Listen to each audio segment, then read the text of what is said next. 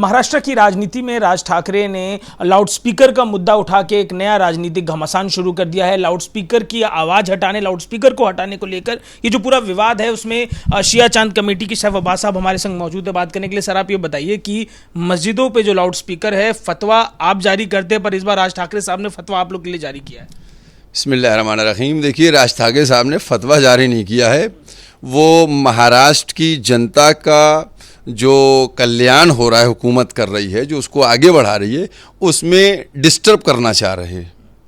वो चाह नहीं रहे हैं कि महाराष्ट्र में तरक्की हो। उसको रोकने के लिए वो न्यूसेंस क्रिएट कर रहे हैं कि मस्जिदों में, भाई लाउड स्पीकर तो मंदिरों में भी होते हैं, गुरुद्वारों में भी होते हैं, मस्जिद में भी होते हैं, सब जगह होते हैं।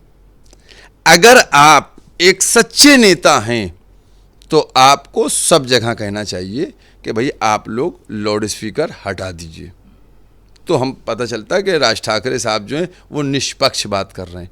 लेकिन अब पॉलिटिक्स को ऐसा बना दिया है कि समुदाय विशेष की बात करके हम वोट ले लेंगे।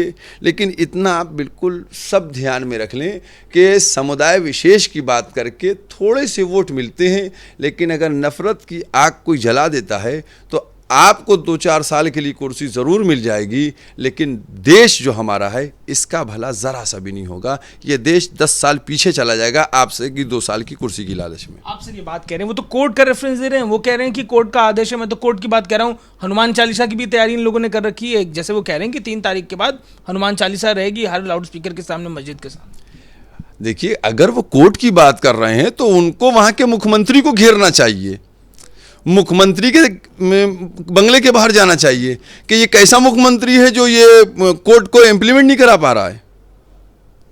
भाई वो राज ठाकरे थोड़ी कराएंगे, वहाँ कानून है, वहाँ एक सरकार चुनी हुई है, वो जाके कराए। आप उससे शिकायत कीजिए कि सुप्रीम कोर्ट का ये आदेश है, इस तारीख का है, इसमें ये लिखा गया है, आप इसको फॉलो करवाइए। तो आप मुख्यमंत्री से ना बात करके जनता के पास क्यों जा रहे हैं? और जहाँ तक हनुमान चालीसा की बात है, मैं बिल्कुल चैनल पे आपके खुले हुए कह रहा हूँ, हमारी 5 वक्त मस्जिदों में नमाज होती है, ठीक है। ये 5 वक्त आधे घंटे का टाइम छोड़ दें, मस्जिद के सामने बैठ के दिन भर 20-21 घंटे हनुमान चालीसा पढ़े, हमें कोई आपत्ति नहीं है। और किसी मुसलमान को आपत्ति नहीं होगी। किसी मुसलमान को आपत्ति नहीं होगी। आपको क्यों लग रहा है सर, राज ठाकरे साहब को ऐसा क्यों करना पड़ा? क्या कोई पॉलिटिकल सिनेरियो ऐसा हो रहा है, कुछ ऐसा होने वाला है? आप एक नेता, आप तो देखते हैं, आप धार्मिक गुरु है, फीडबैक आपको भी आ रहा होगा, क्यों कर रहे हैं राज ठाकरे साहब ऐसा? देखिए, राज ठाकरे साहब के पास अब कुछ बचा नहीं है, वो बिल्कुल खाली हैं। अभी जो इलेक्शन हुआ था विधानसभा का, उसमें भी उनको कुछ नहीं मिला। अब 2024 दिख रहा है, वो चाह रहे हैं कि किसी तरीके से बीजेपी के साथ उनका गठबंधन हो जाए। इस वक्त बीजेपी खाली है, बीजेपी उनको इंगेज कर ले।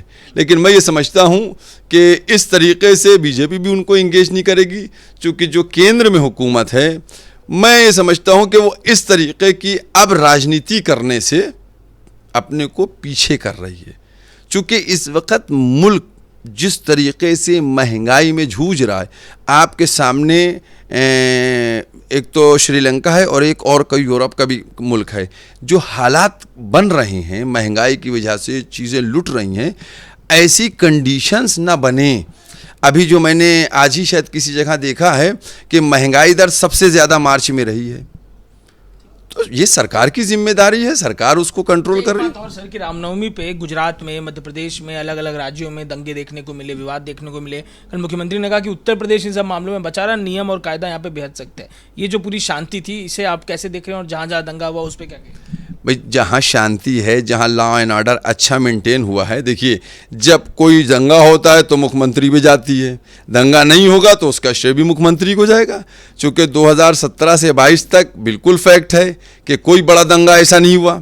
छुटपुट घटनाएं तो सभी जगह होती हैं, जो मुख्यमंत्री ने कहा बिल्कुल दंगा नहीं हुआ। और रामनवमी में भी जिस तरीके से कि रमज़ान का स्टार्ट और तरावी और सब कुछ हो रहा था, लेकिन बहुत ही शांतिपूर्वक तरीके से जो 9 दिन गुजर गए हैं, मैं समझता हूँ जो मुख्यमंत्री जी ने कहा है बिल्कुल दुरुस्त कहा है।